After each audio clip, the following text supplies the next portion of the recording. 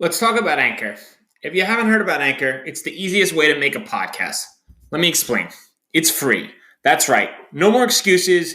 Get your lazy ass off the couch. Go start a podcast. There's the creation tool that allows you to record and edit your podcast right from your phone or computer. Once again, no more excuses. Anchor will distribute your podcast for you so it can be heard on Spotify, Apple Podcasts, and many more. Couldn't be easier. Even better, you can make money from your podcast with no minimum listenership. That's right, they're paying us for this ad. Thank you very much, Anchor. Download the free Anchor app or go to anchor.fm to get started now.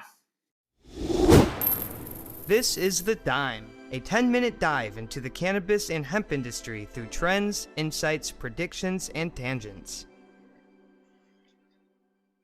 What's up, guys? This is the week of July 23rd. This is The Dime. As always, I've got Kellan here with me, and this week we're talking about the hottest new term in the game, Delta-8.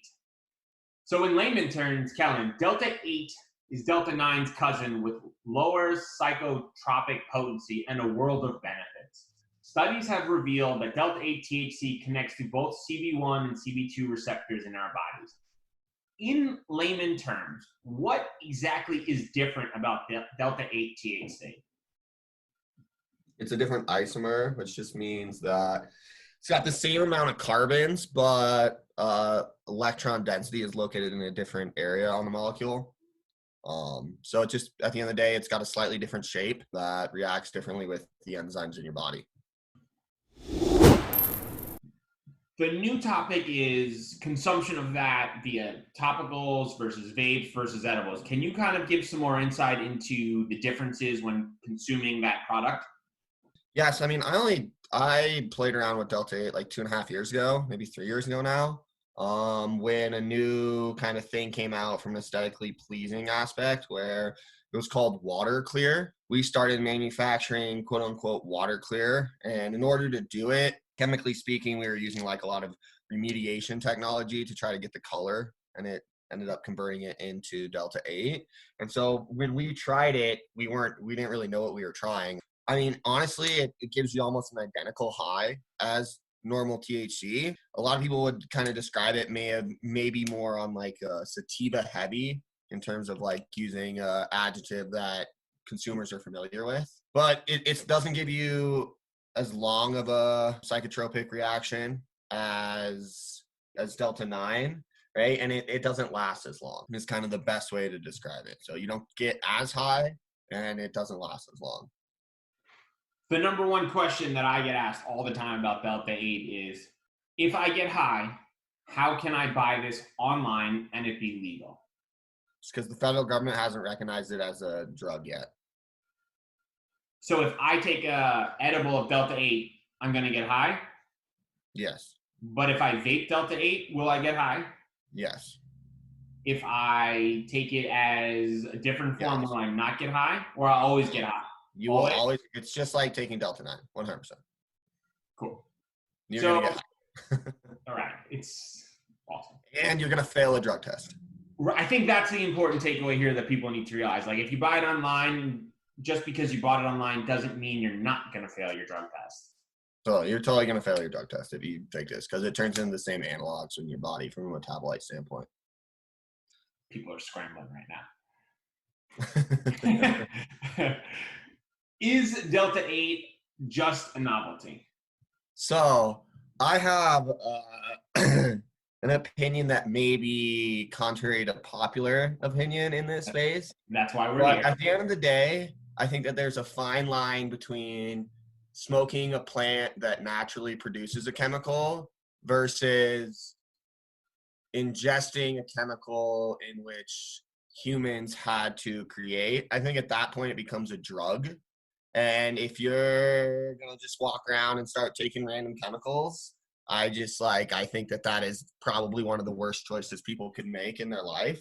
That's just my opinion, though. I mean, at the end of the day, like, just going to go around taking random chemicals that cause psychotropic reactions. Like, might as well start taking the ones that cause the real psychotropic reactions, like DMT or acid or mushrooms, right? So, like, at the end of the day, like, it's a medicine. And if you're taking it to in a non-medical environment, then at the end of the day, it's just like you're just taking drugs to get fucked up.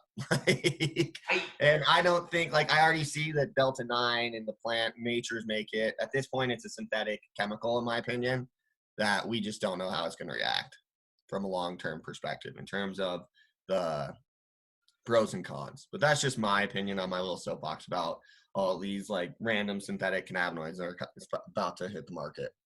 I think that's an interesting point. And from my side, a lot of the users that I know that are consuming cannabis could care less that it comes from a plant. Maybe there's like that small group of people where like it's a plant, so I consume it. A lot of them are consuming it to get high. And I don't think they care Delta-9, Delta-8, CBD, CBG, CBN, whatever it takes, they don't care. They just want to know that when they consume this product, that they're going to feel a psychoactive feeling where they're going to be a little more relaxed, a little bit more disoriented.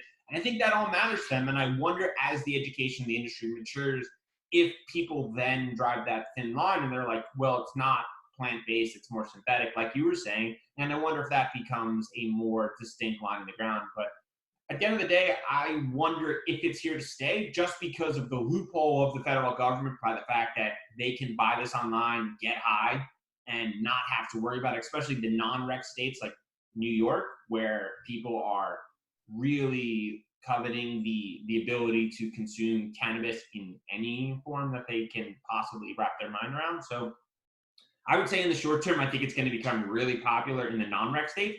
And I wonder if governments looked and say, hey, this is happening. This is stupid. We should wreck this out. And then we can make tax revenue on this. And then there's not this sort of novelty of this Delta-8 product that we don't really know so much about. So I would say one thing too, that it is illegal right now in federal government language in all the rec states. 98% of the manufacturers are selling illegal Delta-8, right? So the way that the law is written, right? And this conversation is different than the one that we had with our buddy Matt, right? The way the law is written is any chemical derived from the marijuana plant is illegal to sell, right? Which makes like commodity chemicals from cannabis illegal, which is why when you talk about commodity chemicals from the cannabis plant, we refer to hemp. So what a lot of people are doing is they're deriving, say, their THC from a cannabis plant, and when they're going through trying to sell this THC, instead of Delta-9, they're going to do a synthetic reaction to convert it to Delta-8, and then they're flooding the market with their excess Delta-8 product that, hey, turns out that their brand didn't succeed in California. There's this legacy market. Instead of doing that, they're going to get converted to Delta-8 because they think that they can sell it all over the country, right? That's where I think that it's going to get really, really slippery within the federal government and how they've kind of worded things. And even so within I think the hemp bill has a phrase in there that talks about converting Delta-8 or CBD into some of these THC derivatives, right? So I think it is kind of encompassed in the law that it's going to be illegal. And really the only real workaround, in my opinion, for it is if you're going through and synthetically manufacturing it like a pharmaceutical company would, like that one company that Matt was mentioning to us, So, but then again, I'm not a lawyer, and the precedent really hasn't been set at all from like the federal government arresting anyone. And it seems like they have their hands full with a couple other things going on right now in the world. So it's probably all just wind coming out of my mouth right now. There was one takeaway that Matt mentioned that you and Matt were talking about on the phone, and I don't want to botch this, so definitely fill me in if I mess it up. The law was made by a bunch of people who don't understand the chemical consistency of the plant about something that they don't understand. Was that? Yeah, absolutely. It's the blind leading the blind, for sure. Right. And I think that is the important part that I think the mass user needs to understand, is that if the government understood exactly what is happening, they'd probably make adjustments and then they'd crack down. But at this point, it seems like the user is just going to keep innovating on the different chemical components of the plant in order to find those quote unquote loopholes in order to fill the need in these other areas where people are looking to get high.